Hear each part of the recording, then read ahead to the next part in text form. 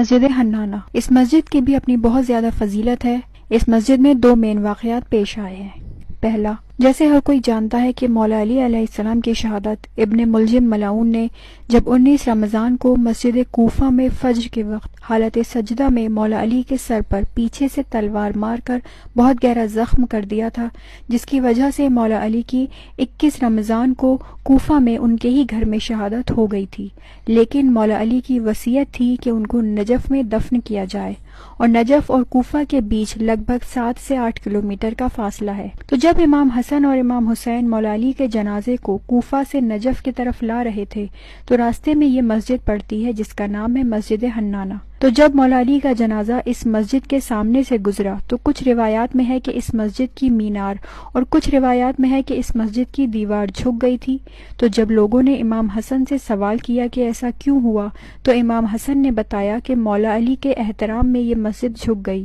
اور دوسرا واقعہ اسی مسجد میں تب پیش آیا کہ جب فوج یزید لعنتی شہدائے کربلا کے سروں کو اور اہل حرم کو کربلا سے کوفہ لے کر جا رہے تھے، تو اسی مسجد میں جو زری بنی ہوئی ہے اسی زری میں وہ مقام ہے کہ جہاں امام حسین اور باقی شہدائے کربلا کے سر مبارک کو رکھا گیا تھا، اور اسی زری کے اندر شاید کچھ شہداء کے جسم کے اعضاء یعنی پارٹس کو بھی دفن کر دیا گیا۔